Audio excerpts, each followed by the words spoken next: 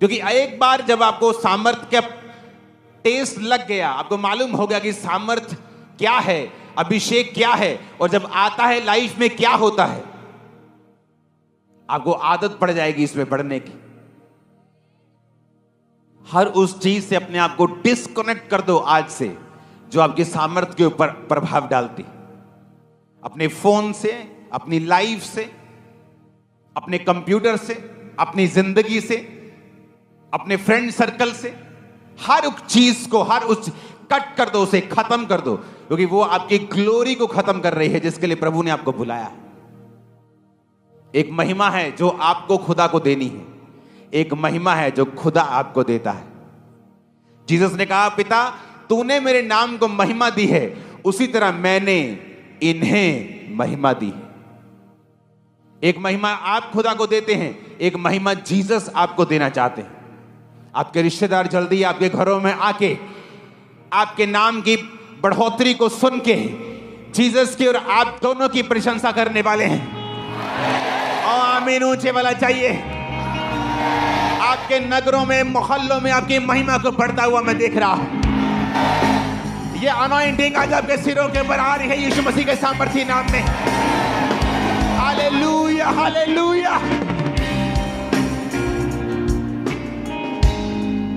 आमीन, आमीन।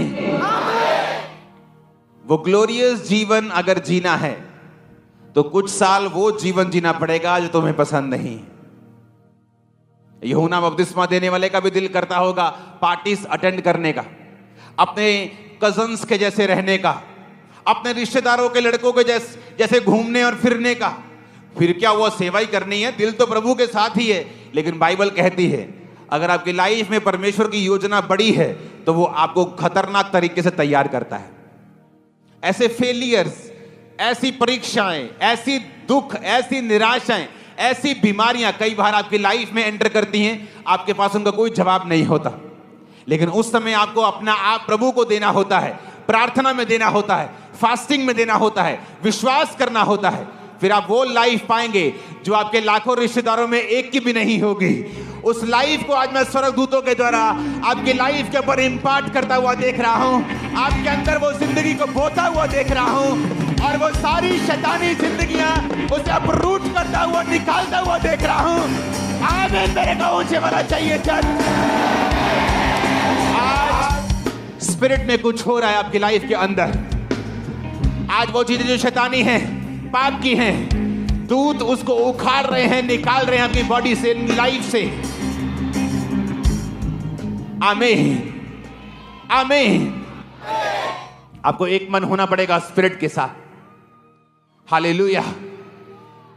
एक मन होना पड़ेगा और वो निकाल देगा हर वो चीज जो शैतानी है। आप जानते पवित्र आत्मा क्या कह रहा है अभी मुझसे आपके लिए? आप सफलता का स्वाद, टेस्ट चखने वाले हैं। आप चखने वाले हैं उसको बिगली, वेरी बिग, बहुत बड़े तरीके के साथ आप चखने वाले हैं। आप चखने वाले हैं। जस्ट एक मन हो जाइए, प्रभु के साथ जुड़ जाइए, उसके अभिषेक में बढ़िए। आमीन। आप दुनिया के साथ रह के, दुनिया की सी बातें बोल के, दुनिया के जैसा दिमाग, दुनिया की जैसी सोच रख के परमेश्वर की दुनिया का अभिषेक नहीं पा सकते। आप जिस दुनिया में जीते हैं वैसे ही बन जाते हैं। आपको आत्मिक दुनिया में जीना है, आपको आत्मिक रीति के साथ जीना पड़ेगा। जो अलीशा कर सका, गेहजी कर सका? नहीं कर सका। क्यों नहीं कर सका? प्रभु तो किसी का पक्षपात नहीं करता, दोनों सेवा में हैं। पर जो अलीशा कर सका, क्या गेहजी कर सका? सेवकाई में आके मरना पड़ता है। आप जानते हैं यहोशू जो मूसा के बाद चुना गया, जब मूसा 70 पुरनियों के ऊपर आत्मा को, परमेश्वर उनमें आत्मा मूसा का डाल रहा था, तो 2 लोग आए नहीं, तो यहोशू जेलसी कर रहा था। कहता वो आए नहीं तो अपने घरों में नबूवत कर रहे हैं, क्योंकि सब नबूवत करने लगे। तो जब मूसा मरा तो परमेश्वर ने यहोशू को चुना। एक ऐसा व्यक्ति जो जेलसी रखता है, जो चाहता नहीं था कि मूसा के अलावा और कोई इस्तेमाल हो। क्योंकि जब लोग सेवकाई में आते हैं अपने आप को कुछ समझने लगते हैं कि हाँ हम भी कुछ हैं, लेकिन परमेश्वर हमेशा उन लोगों के ऊपर अपनी अनॉइंटिंग को उतारता है जो बिल्कुल नौकर की तरह सेवकाई करते हैं। जब एलीशा एलिया के साथ था तो एलीशा की लाइन में यह लिखा होता था कि एलिया के हाथों और पैरों को धुलाने वाला सेवक। उसे सेवक भी नहीं बोलते थे एलीशा को। ही वॉज जस्ट हाथों को धुलाने वाला, पैरों को धुलाने वाला सेवक। हाथ सेवक भी नहीं बोलते थे, हाथों और पैरों को धुलाने वाला। पर जब मसा देने की बारी आई, सारे चेले जो अपने आप को बड़ा समझते, हमारा भी प्रभु के साथ रिलेशन है, हाँ ये गलत है, ये सही कर रहा है, ये गलत हो रहा है, वो सब पीछे रह गए और जो सेवक था वो आगे आया और कोई आगे नहीं आया। आप बाइबल पढ़ के देख लो, जब आप सर्व करते हैं आपको मरना पड़ता है। आप कौन हैं, आपकी आइडेंटिटी खत्म। उसी तरह जब आप जीसस के सामने सर्व करते हैं आपकी आइडेंटिटी खत्म, अपनी मैं खत्म, और फिर परमेश्वर आपको भरता है। तैयार है भरने के लिए? जब आप प्रार्थना में बैठे रोज बोले, परमेश्वर मेरी स्पिरिचुअल आईज को ओपन कर। क्योंकि एलीशा जो कर सका वो गेजी नहीं कर सका, क्योंकि एलीशा जो देख सकता था वो गेजी नहीं देख सकता था। एलीशा देख रहा है मेरे आसपास जो रथ और सवार हैं वो उनसे ज्यादा हैं, पर गेजी नहीं, गेजी को दिखता नहीं था। गेजी तेरा दूसरे पकड़ आ गए मारने के लिए, तो गेजी था, हाय स्वामी मर गए, देख कितने लाखों लोग हमें पकड़ने के लिए आए, क्योंकि उसकी स्पिरिचुअल आइज क्या थी, बंद थी। एक घर में दो सगे भाई हैं, एक की स्पिरिचुअल आइज ओपन है, एक की बंद है।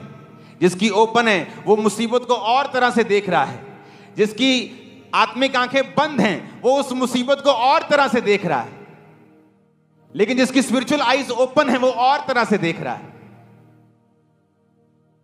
अगर आप वो करना चाहते हैं जो इम्पॉसिबल है इस दुनिया के हिसाब से, आपको वो देखना पड़ेगा जो दुनिया नहीं देख पा रही।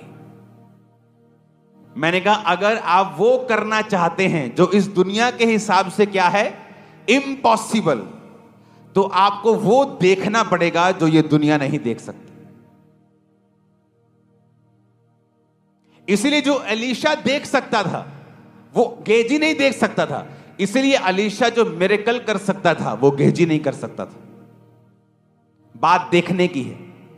स्पिरिचुअल आइज जब बंद हैं आप अलग तरह से रिएक्ट करेंगे, जो स्पिरिचुअल आइज ओपन है आप अलग तरह से देखेंगे।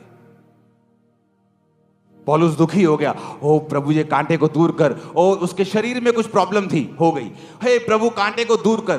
प्रभु ने स्पिरिचुअल आइज ओपन कर दी, मेरा फजल तेरे लिए काफी है, मेरी सामर्थ निर्बलता में सिद्ध होती। उसकी प्रॉब्लम खत्म हो गई। उसे नजर आने लग गया कि एक खास मकसद के तहत मैं इस परीक्षा से गुजर रहा। हालेलुया। बात यह है आपकी स्पिरिचुअल आइज खुली हैं या नहीं, और खोल कैसे सकते हैं? संगति करके, उन लोगों के साथ संगति करके जिनकी स्पिरिचुअल आइज ओपन है। नहीं तो आप इंटरनेट पे भी संगति कर सकते हैं। आपको आने का क्या मकसद है यहां? क्योंकि आपको प्राइस पे करना पड़ता है, आपको चलना पड़ता है, आपको मूल्य अदा करना पड़ता है कि परमेश्वर मैं तेरी संगति में जाने के लिए तैयार हूं, खुश हूं, पे करने के लिए तैयार हूं, मूल्य अदा करने के लिए तैयार हूं, सुबह उठने के लिए तैयार हूं, मैं आलसी नहीं। आपकी स्पिरिचुअल आइज ओपन होती हैं बाइबल पढ़ने से। आपकी स्पिरिचुअल आइज ओपन होती हैं उस व्यक्ति का प्रचार सुनने से जिसकी स्पिरिचुअल आइज ओपन है, संगति करने से, बाइबल पढ़ने से, अच्छे लोगों को सुनने। सबको सुनेंगे तो आप काने हो जाएं, आधी खुली आधी बंद, कभी दिखेगा कभी आधा कभी अधूरा। हालेलुया। जैसे शारीरिक व्यभिचारी होते हैं जो एक से ज्यादा लड़कियों को, पत्नियों को रखते हैं, आत्मिक व्यभिचारी भी होते हैं। सबको सुनते हैं और कहीं नहीं पहुंचते। कितने इन बातों को समझ रहे हैं? अगर स्पिरिचुअल आइज बंद हैं आप वो नहीं कर सकते जो इस दुनिया का इम्पॉसिबल है, जो इस दुनिया के हिसाब से नहीं हो सकता। आप तभी कर सकते हैं अगर आप वो देख सकते हैं जो दुनिया नहीं देख पा रही। आज हर चर्च टेंट चर्च बनाना चाहती है, हर चर्च मेगा चर्च बनना चाहती है, क्योंकि 2004-5 में जब इस चर्च को चर्च तक नहीं मानते थे लोग, मैंने वो देखा जो दुनिया नहीं देख पा रही थी, और वो रिजल्ट लिया जो इम्पॉसिबल था। और अभी तो ये शुरुआत है, मैं आपको बता रहा हूं, अभी तो इंजन गर्म हो रहा है। डीजल इंजन टाइम लगता है, बड़ा इंजन है, गर्म हो रहा है। अभी एक बार चल पड़ेगा तो बहुत आगे जाएंगे। अभी तो गर्म कर रहे हैं इंजन, प्रैक्टिस कर रहे हैं सेवकाई की। हालेलुया। आप समझ रहे कि नहीं? आपको वो करना है जो इम्पॉसिबल है, और उन्हीं लोगों में रह के वैसी बातें करके कैसे हो सकता है? जो दुनियावी दृष्टि से इम्पॉसिबल है तभी कर सकते हैं, जो आपको जब दिखेगा जो उनको नहीं दिखता है। मेरी फैमिली को कुछ दिखता नहीं था, कहते थे नहीं ये गलत लाइन है। मेरे भाई को कुछ दिखता नहीं था, दोस्तों को लगता था कि नहीं ये गलत लाइन है। यहां तक कि मेरे फेलो क्रिश्चियंस को लगता था कि जो तू अपना 20% पैसा बोता है ना, ये गलत है। लेकिन मैं वो देख रहा था जो वो नहीं देख पा रहे थे। आज वो वही होंगे, शायद उससे हल्का सा बड़े होंगे, लेकिन मेरे कितने गुना में बड़ा हूं पूरी दुनिया जानती, बताने की जरूरत नहीं। कारण क्या? मैंने वो देखा जो वो नहीं देख पा रहे थे। वो नहीं देख पा रहे थे, मैं देख पा रहा था। मैंने वचन को देख लिया था, समझ लिया था कि जब मैं बोऊंगा परमेश्वर मेरे आइडियाज को ओपन करेगा। आप जानते, जब एक व्यक्ति टाइथ नहीं बोता, उसकी सैलरी का नुकसान नहीं होता। सबसे बड़ा नुकसान जो उस व्यक्ति का होता है वो है उसके आइडियाज जो परमेश्वर ने उसको देने हैं, वो लॉक हो जाते हैं। कभी नहीं आप हेवनली आइडियाज को पाते अगर आप पैसों में कंजूस हैं तो। सबसे बड़ा नुकसान जो एक व्यक्ति का टाइथ ना देने पे होता है वो है हेवनली आइडियाज का ब्लॉक हो जाना। उसे लगता है मैं तो 15-17 हजार कमा रहा था, उतना ही कमा रहा हूं, जो टाइथ ना देने से मुझे फर्क नहीं पड़ा। लेकिन बहुत बड़ा, इतना बड़ा कि तुम सोच भी नहीं सकते। जब मैं अपनी लाइफ में अपनी ताकत से भी, सामर्थ्य से भी ज्यादा बोकर आता था तो मैं बोलता था अब चर्च 2 गुना होगी। लोग लगता है ये कैसे हो रहा है, कोई ज्यादा पोस्टर लगाने हैं क्या, ज्यादा इवेंजलिज्म करना है? आप जितना मर्जी इवेंजलिज्म पोस्टर कर लो, चर्चा नहीं बढ़ती इस तरह से। मुझे मालूम था, मैं प्रार्थना करके आया हूं, मैं एक्स्ट्रा बो कर आया हूं, मैंने अपनी लाइफ को इकट्ठा किया है, डेडिकेट किया है, मैं रिजल्ट को पाऊंगा। हालेलुया। आप पाना चाहते हैं वो जो इम्पॉसिबल है, आपको देखना पड़ेगा जो दुनिया नहीं देख पा रही। आपको उस तरह से मेहनत करनी होगी। लोग बोल सकते हैं मेरी बहन ये क्या सारा दिन प्रार्थना प्रार्थना करती रहती है, ये क्या तू संडे चर्च जाती, कभी छुट्टी कर लिया कर, ये क्या तू फास्टिंग करती रहती, ये क्या तू पवित्रता ही करती रहती। क्योंकि आप वो देख पा रहे हैं जो वो नहीं देख पा रहे, और आप वो इम्पॉसिबल करेंगे जो वो नहीं कर पा रहे। आमीन। मेरे कौन से वाला चाहिए उस अनॉइंटिंग को रिसीव करने के लिए? हालेलुया। आप तैयार हैं इम्पॉसिबल को करने के लिए? तो आपको वो देखना पड़ेगा जो दुनिया नहीं देख सकती। वो देखने के लिए आपको संगति करनी पड़ेगी, वो देखने के लिए आपको बाइबल पढ़नी पड़ेगी, वो देखने के लिए आपको वचन सुनना पड़ेगा, आपको गर्म लोगों की संगति करनी पड़ेगी, आपको दुनिया से ध्यान को हटाना पड़ेगा, आपको फोकस रखना पड़ेगा परमेश्वर के वचनों के ऊपर। Hallelujah, hallelujah. अपने हाथों को उठा,